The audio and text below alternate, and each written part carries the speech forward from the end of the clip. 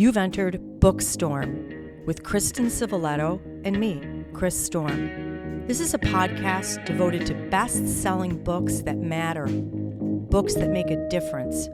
We're diving down deep with beloved authors about their stories. We're exposing hot-button topics and heartfelt themes, the issues that affect each of us in our own lives, as siblings, parents, partners, friends, as human beings.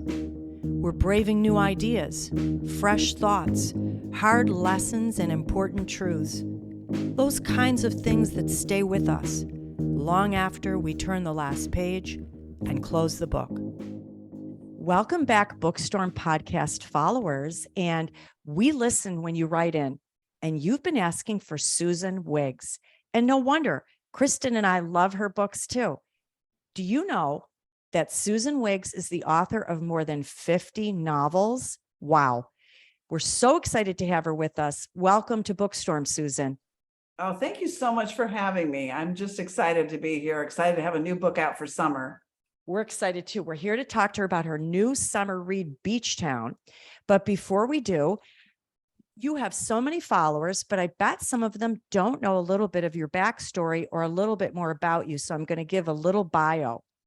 Susan's novels have appeared as the #1 spot on the New York Times bestseller list. They've been translated into more than 20 languages in 30 countries. Wow. She's been featured on NPR, PRI, and USA Today. And did you know that she has given programs for U.S. embassies in Buenos Aires, Montevideo, and she's a popular speaker nationally, locally, and on the high seas. Wow, it's very impressive.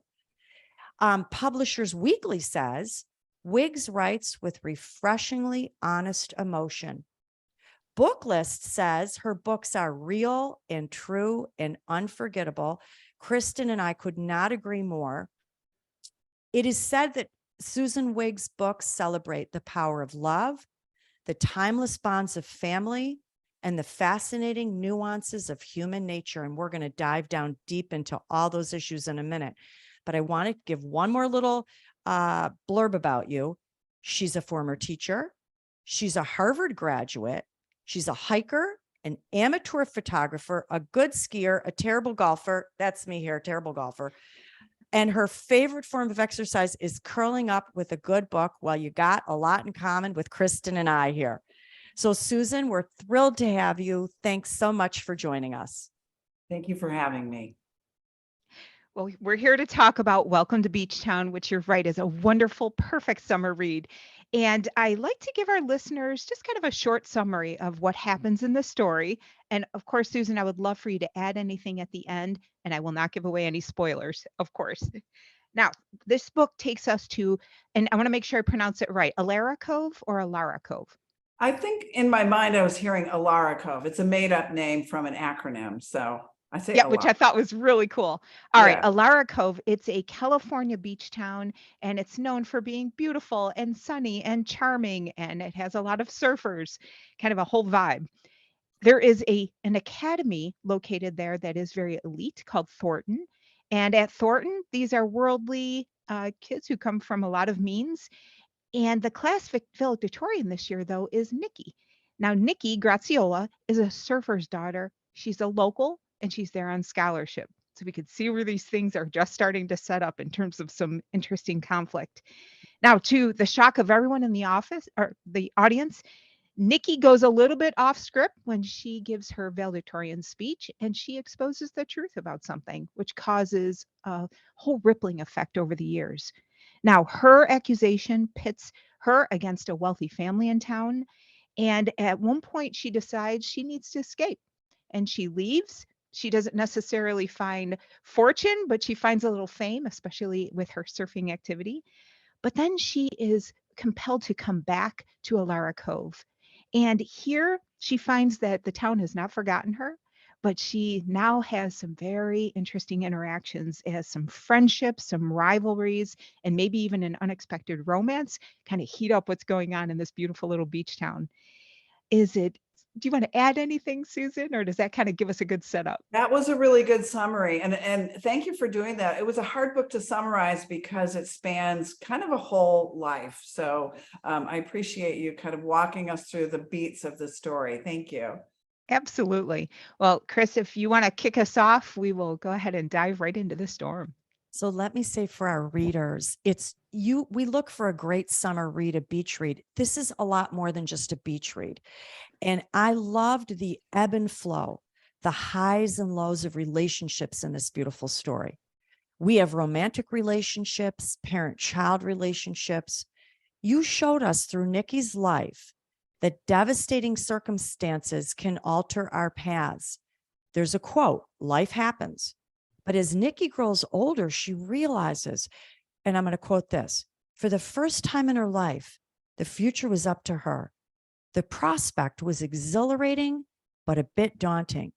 And I had to ask you as the writer, for Nikki, and even for all of us in the real world, what does it take to consciously rise up out of, call it fate or poor choices, and take life into our own hands? Does it take another trauma, maybe a new love, or was it just something that Nikki had inside her all along that she had to discover? This is one of my favorite questions that I've ever been asked, because that's where you're writing fiction, but you really have to make it feel like real life. And I tried to make her as complex and multi-layered as I could, but I did think about those things. And my books, because they're very dramatic, they're very commercial, very dramatic, they're page turners, usually have some extraordinary outside circumstance to kick off whatever. She loses her best friend in a hazing incident and decides to go off script in her graduation speech, her commencement speech, and expose what she saw as the truth, knowing it would probably destroy her. And so that was like an incident that was foisted upon her, but then the choices she made as a result of that were part of her coming of age, her arc of growth. And she made some impulsive ones, she made some poor ones, she made some very wise ones, inadvertently or not. And I kind of showed her becoming, she went from being somebody who was buffeted and flailing to sort of sorting herself out and putting together a life, either because of or in spite of circumstances. And I think in life, everybody we meet along the way makes an impression. And there are takeaways from each incident, whether we know, and we usually don't even know it in the moment. We don't know that that person that we encountered in this situation is actually going to turn out to be a key person in our life or something like that. And I really wanted to dramatize that in an entertaining way, but in a way that would make people think, I guess, if that makes sense. Mm-hmm. You did. And I think the reader could relate to it, especially those of us who might be a little older, because we look back and see the things that we did not realize were changing us and altering us. You know, the saying, we are a product of our environment. We are, to an extent, things that have happened to us, that have been said to us, done to us. But I just loved how Nikki, I was rooting for her in the end, almost said, I'm not going to be that anymore. I'm going to now come out of that mold and just be who I want to be. And it gave us inspiration, but it took her a while to get there. It did. I tried to be realistic. She's not like a half-hour TV drama where she has a little epiphany, 5 minutes before the show ends and then everything is fine. I wanted to kind of walk her through that. And I think that was why I called the book Welcome to Beach Town, because it really is, it's a community. And what you said is absolutely right, where we don't necessarily appreciate what's happening to us in the present moment until we look back and realize, what we took away from that moment or who we are because of it. And so I very much wanted her story to use that theme. It was wonderful. Thank you. Yeah, absolutely. You explored another interesting theme that we've alluded to, and that is this idea of escape. And we have Nikki, who couldn't wait to flee her hometown, and we have two other characters who wanted to leave, but they chose to stay to honor maybe certain commitments, or they had their reasons. But somebody says to Nikki, think about the reason you left in the first place. Often the things you want to escape are still there. Why do you think so many people have that desire to flee, to leave parents, to leave situations, and just run as far as they can? Well, one thing is being 18. That would be a symptom, wouldn't it? But you're right. What is it that sometimes we're escaping a physical place, but the real issue is deeper than that, and we're trying to flee something within ourselves. And I think one of the things that Nikki discovers is you can run halfway around the world, which she did, but you can't escape who you are and where you come from. And a lot of it, later in the book and later as she matures through the book, those are the things that she grappled with. And I've had a lot of feedback on this book from readers. I usually do, because readers are just so opinionated, and authors are so available now. We hear from them a lot, but one of the common things that I've been hearing in feedback for this book in particular, first of all, is I've never read a Susan Wiggs book before, and this wasn't what I expected. And I tried to think, well, what is it that they expected? And maybe more of an escapist, lighthearted read. And they weren't necessarily saying it critically. They were saying, there were elements in this book that were more, deeper and more meaningful, or I'm not sure, but they did that theme of escape and find yourself and come back and be better for it, seems to resonate with a lot of people, because when you're unhappy, you want to just go, you just want to go. And that's just a recurring theme in fiction and nonfiction as well. And so, and I also truly believe, because I've traveled a lot in my life, and I've lived in a lot of places, and I've lived overseas, you learn so much about yourself by immersing yourself in a totally foreign, different culture. So I kind of wanted to play that up as well. Excellent. And I think, as we get older, we think in terms of, we know there's a reckoning or a grappling that's going to have to take place. And I think when you're 18, you might not necessarily think that. You think you can escape the circumstances and truly leave it. But I don't know that that's possible.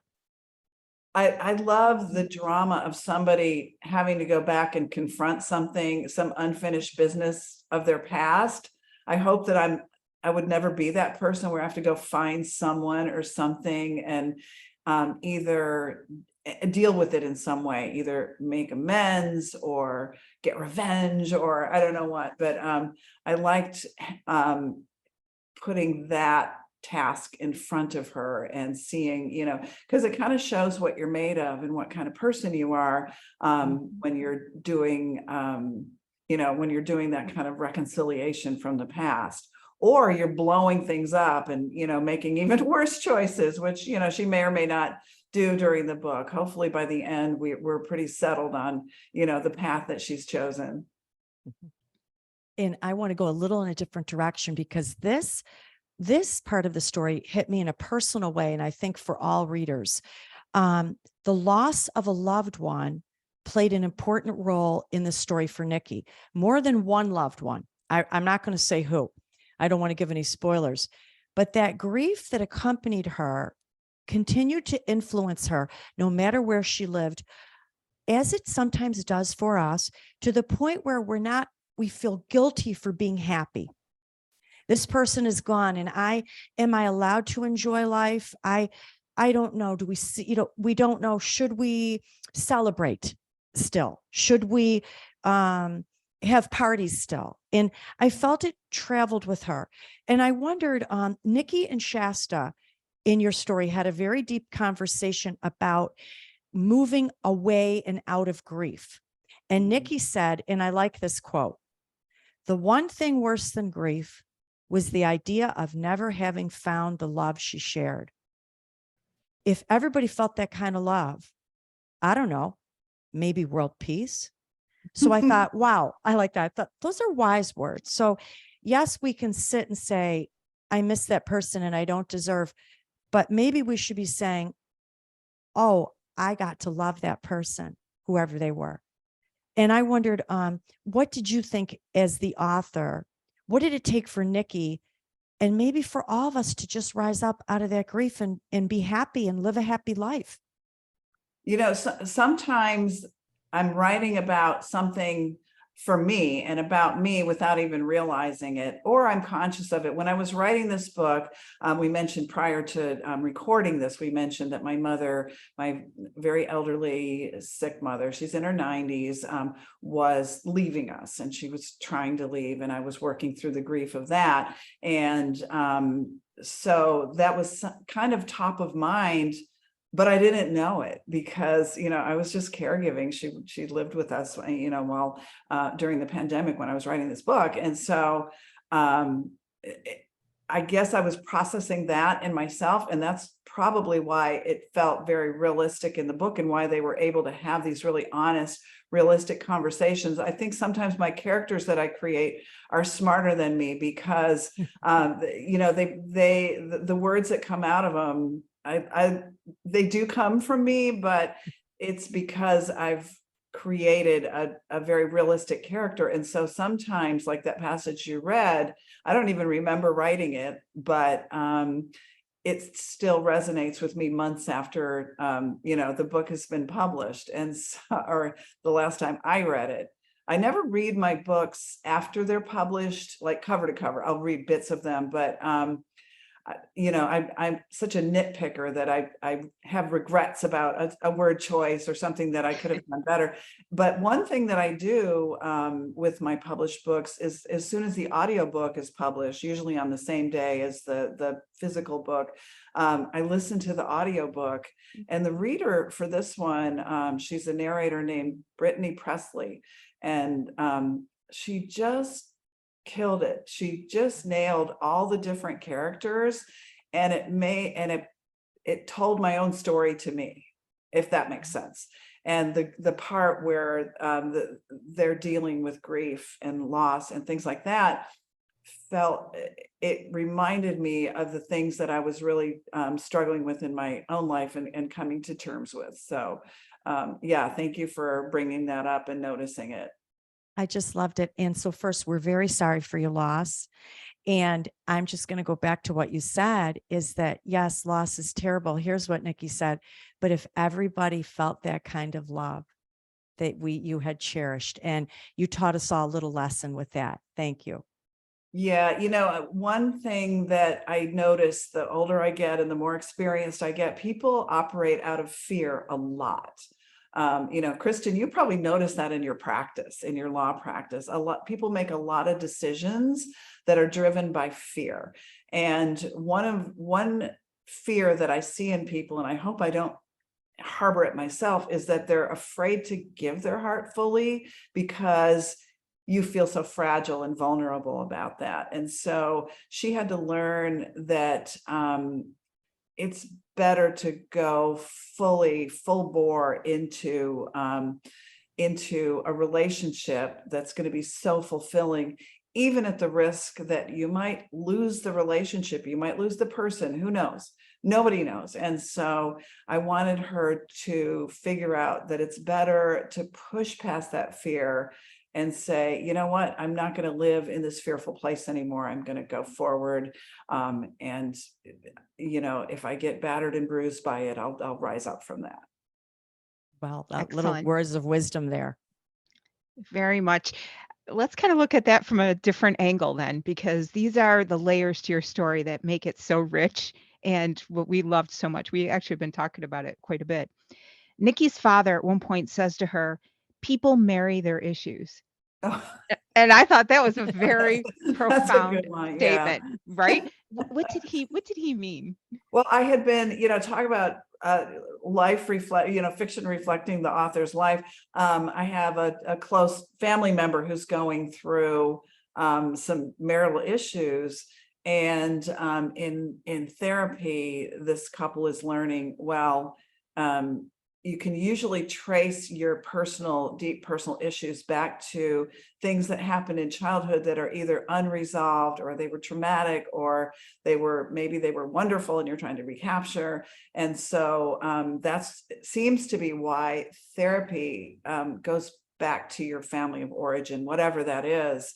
And one of the ways that it manifests in adulthood is that you look for, let's say mom was very volatile and she yelled. So maybe if you're a guy, you're going to look for somebody who has that same personality trait, good or bad, because it feels normal to you. And so I think finally, later in life, when he says people marry their issues, that's kind of what he was thinking about in his kind of surfer dude lingo. He's not very sophisticated, but he does have his own kind of wisdom, I hope. Yeah, he sure did. I was thinking about how, often people who are broken going into a relationship will seek healing through that relationship and get what they need from the other person. So when you wrote that, I was like, oh, that is just so profound. Yeah. So Just loved it. I mean, I'm just got to say for our listeners, you've got to pick up this beautiful book, Welcome to Beach Town. It does take you to a really fun place. And I got to say, it's a fun book too. You're going to fall in love with these characters, walk alongside them, maybe learn a little something of yourself. That's what Kristen and I did. And we really loved it. But before we let Susan go, can you give us a little clue about what you might be working on next? I can. And if I wish I had the cover art, but I actually have another book coming out this year. It's a little kind of a surprise book because I didn't expect. I usually write a book a year, and so this one it came about as a suggestion from, I think, my editor, maybe my literary agent. What about a Christmas book? And I think they realized I'd written two pretty serious books. Sugar and Salt came out last year, and it was there was a traumatic event in that book. And Beach Town was very layered, but thank you for saying it's fun. I feel like we talked about all the serious things, but there's surf and sand and beach and things like that. So I think they realized that I was ready to do something fun. So I wrote a Christmas book called the 12 Dogs of Christmas. And it's about a woman who's trying to escape. She's trying to escape Christmas. She's sick of it. She had a horrible thing happen and just wants to, run away from it. So she volunteers to drive a van load of rescue dogs to a very snowy little town in upstate New York, Avalon, like made up town in all the Willow Lakeshore Chronicle series.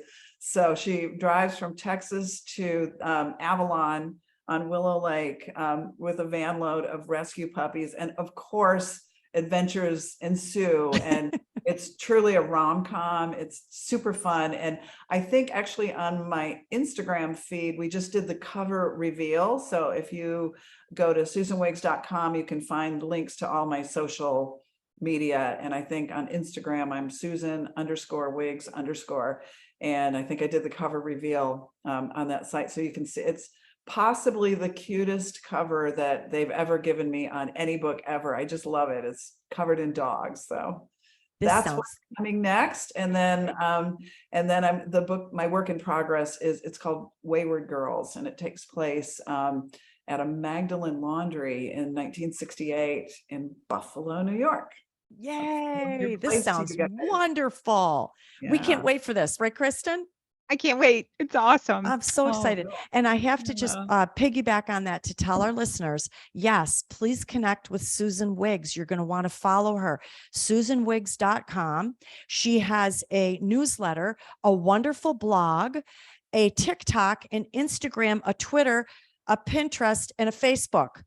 And now a Threads. And really? Threads is the new Twitter. Okay. Yeah, I have Threads. So I'm everywhere. I'm like a virus. You're wonderful everywhere. You're lightening up people's lives with these beautiful stories. And I love nothing better than a Christmas story. So we cannot wait to see it. And thank you for joining us. God bless you. We're so sorry for your loss. And thank you for meeting with us today. Thank you very much. You guys have a wonderful rest of your week. Thank you, Susan. Take care. Bye-bye. And I do love her blog. I have to say, her newsletter and Susan's blog, her motto is laugh, cry, dream, and read. And I thought, wow, I like that. It's pretty much sums up life right there. Such a great story, wasn't it, Kristen?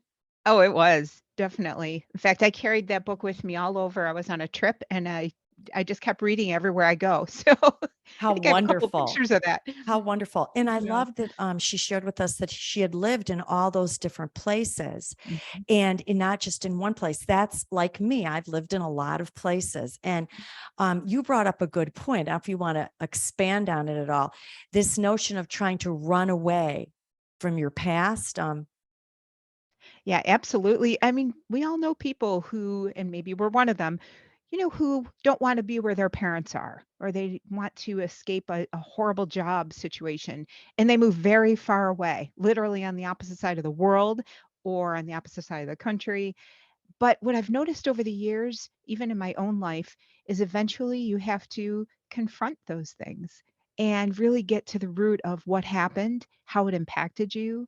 I don't know. Have you ever known anybody who has tried to run away? Oh, yes. I mean, a lot of people have 28 nieces and nephews, and people move today. And I've moved quite a few times. And what I find is when you move, if you're looking for a fresh start or something new, yes, everything on the outside may be different. You're still the same person on the inside.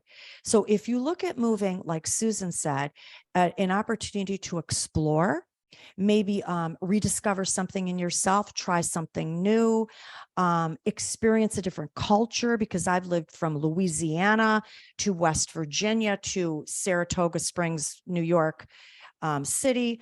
Yeah, this is all wonderful and it helps you to grow and learn, but you cannot go thinking it's going to be the answer to your problems, because who we are is really more on the inside than what is in the exterior.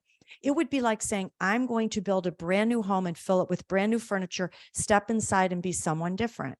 You're not. You're the same person. And so I Yeah. like that question personally that you asked. Yeah. And think about it too in the context of even a relationship or a marriage where people step outside the marriage or the relationship thinking that what they need is over there.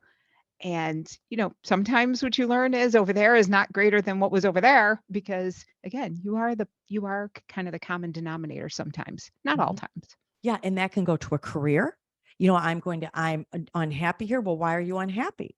Is it really your surroundings in your business, or maybe you have a difficult time getting, working with people? This is a very difficult thing to face, I think, individually, but Susan showed us how her character, Nikki, did come to terms with that.